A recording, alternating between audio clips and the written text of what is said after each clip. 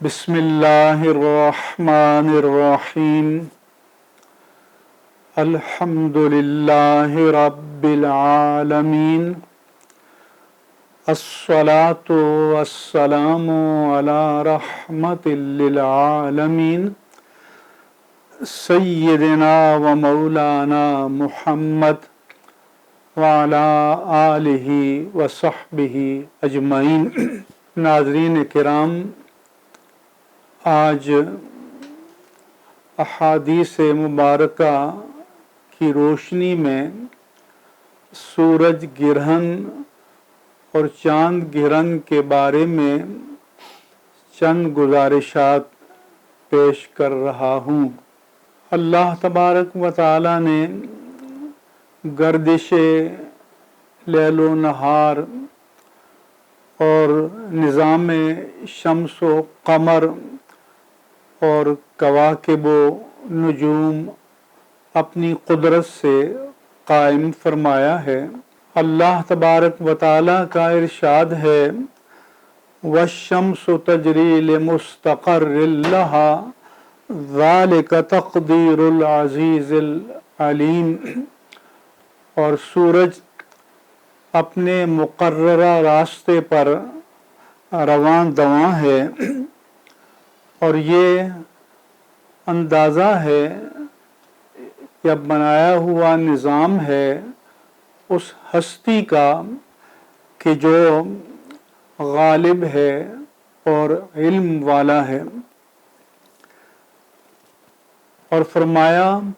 وَالْقَمَرَ قَدَّرْنَاهُ مَنَازِلَ حَتَّى عَادَ كَالْعُرْجُونِ الْقَدِيمِ، اور چاند کے لیے ہم نے منزلیں مقرر کی ہیں یہاں تک کہ مہینے کے آخری دنوں میں وہ کھجور کی خشک شاخ کی طرح باریک ہو جاتا ہے۔ پھر فرمایا لَلشَّمْسُ يَنبَغِي لَهَا أَن تُدْرِكَ الْقَمَرَ وَلَلَّيْلُ سَابِقُ النَّهَارِ، اور سورج کی یہ مجال نہیں کہ وہ چلتے چلتے چاند کو جا پہنچے یا چاند سے ٹکرا جائے، اور نہ رات دن سے پہلے آ سکتی ہے۔ وَكُلٌّ فِي فَلَكٍ يَسْبَحُونَ، اور یہ سب کے سب ایک اپنے اپنے مدار میں تیر رہے ہیں۔ اسی طرح اللہ تبارک و تعالی نے فرمایا الشمس والقمر بحسبان، سورج اور چاند ایک اللہ تعالی کے مقرر کیے ہوئے حساب اور ضابطے کے پابند ہیں۔ چنانچہ اللہ تبارک و تعالی کے اس مقررہ نظام کے اندر رہتے ہوئے کبھی سورج کو گرہن لگ جاتا ہے اور کبھی چاند کو۔ اگر چاند زمین اور سورج کے درمیان آ جائے تو اسے سورج گرہن کہتے ہیں، اور اگر زمین سورج اور چاند کے درمیان آ جائے تو اسے چاند گرہن کہتے ہیں۔ یعنی سورج جو منبع حرارت و نور ہے، اگر اس کے اور زمین کے درمیان چاند حائل ہو جائے اور سورج کی روشنی زمین تک نہ پہنچے تو اسے سورج گرہن کہتے ہیں،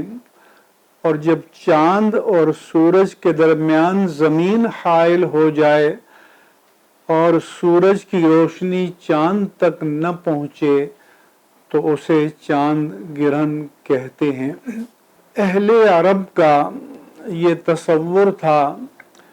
کہ اگر کسی بڑے آدمی کی موت واقع ہو جائے یا کوئی بڑا آدمی پیدا ہو جائے تو سورج گرہن اور چاند گرہن نمودار ہوتے ہیں۔ ایک مرتبہ رسول اللہ صلی اللہ علیہ وآلہ وسلم کے عہد مبارک میں سورج کو گرہن لگا تو آپ جلدی سے باہر آئے۔ حدیث مبارک میں ہے کہ ازار مبارک کو گھسیٹتے ہوئے آئے۔ یہ کیفیت تب ہوتی ہے کہ جب انسان جلدی میں ہو، عجلت میں ہو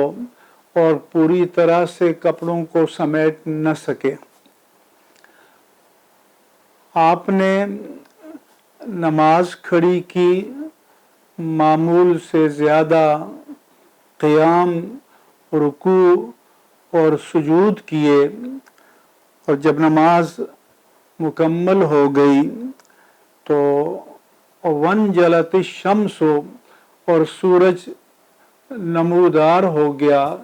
یعنی گرہن زائل ہو گیا، تو آپ صحابہ کرام کی طرف پلٹ کر متوجہ ہوئے۔ فخطب الناس، تو آپ نے خطبہ ارشاد فرمایا،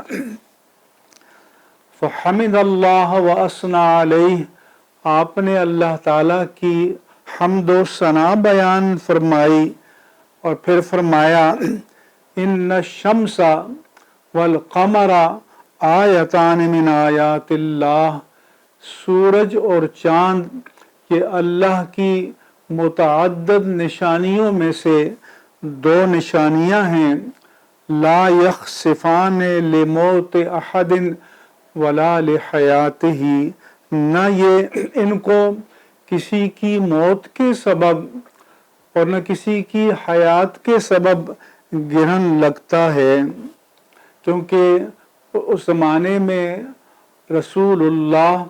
صلی اللہ علیہ وآلہ وسلم کے صاحبزادے حضرت ابراہیم کا انتقال ہوا تھا، تو لوگوں کو یہ خیال ہوا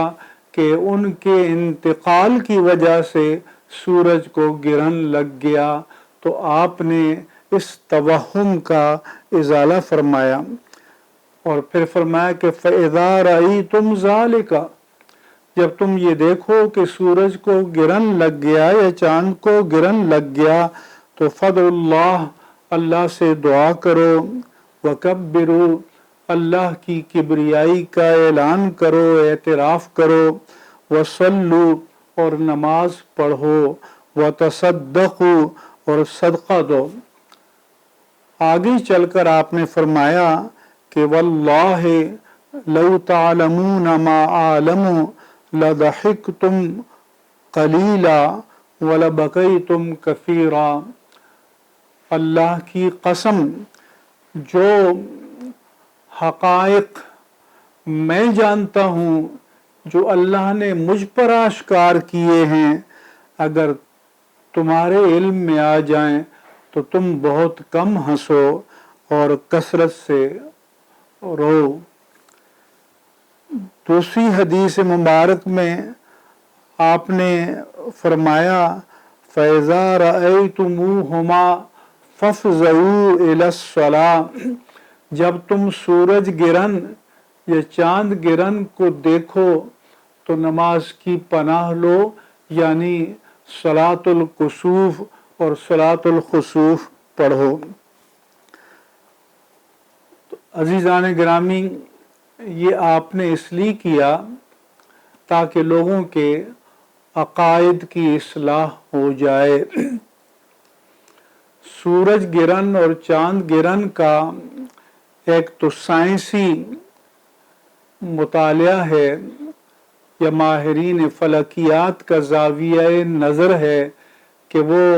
بتاتے ہیں کہ کب سورج کو گرہن لگے گا اور کب چاند کو گرہن لگے گا، یعنی وہ اللہ تبارک و تعالیٰ کے تکوینی نظام میں جو نظم ہے اس کا مطالعہ کرتے ہیں اور اس کے بارے میں آگاہی دیتے ہیں۔ لیکن اللہ کے پیارے رسول सल्लल्लाहु अलैहि वालैहि वसल्लम ने अहले ईमान को ये शऊर अता फरमाया,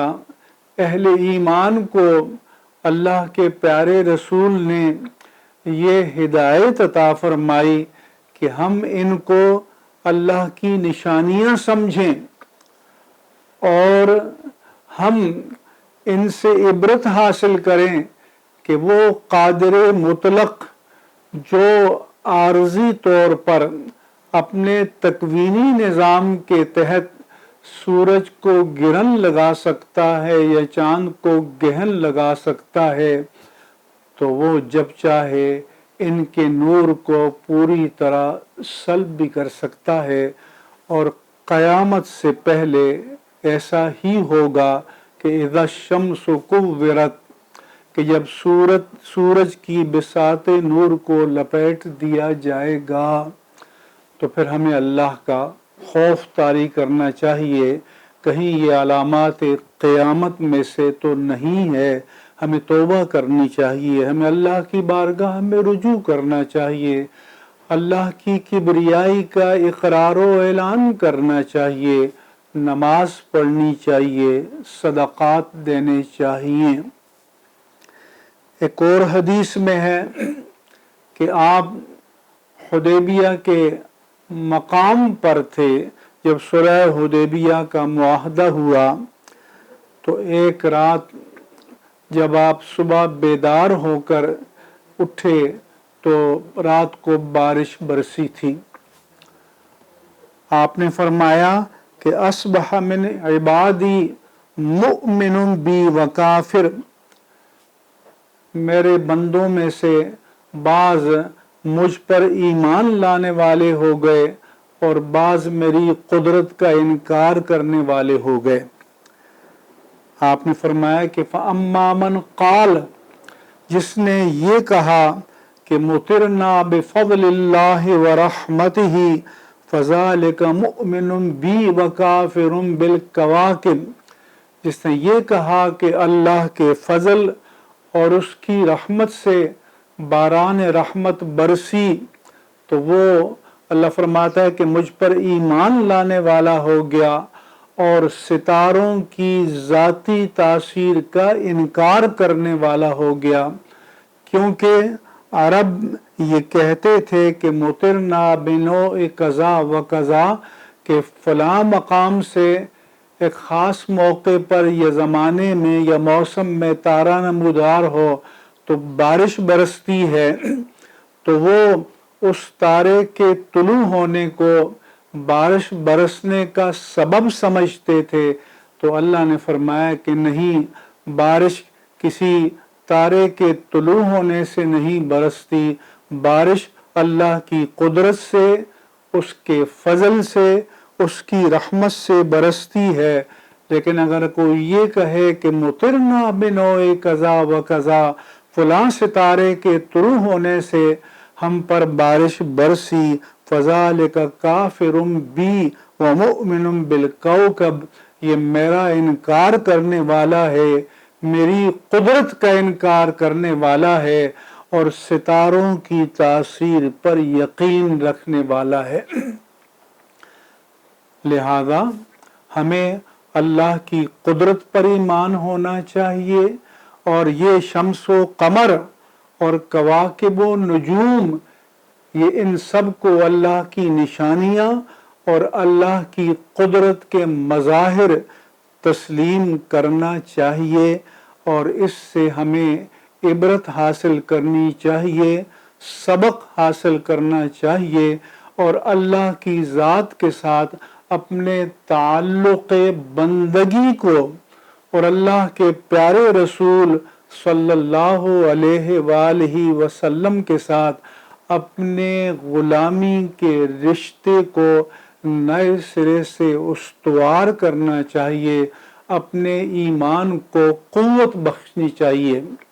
लिहाजा हमारे यहाँ जो हिंदुआना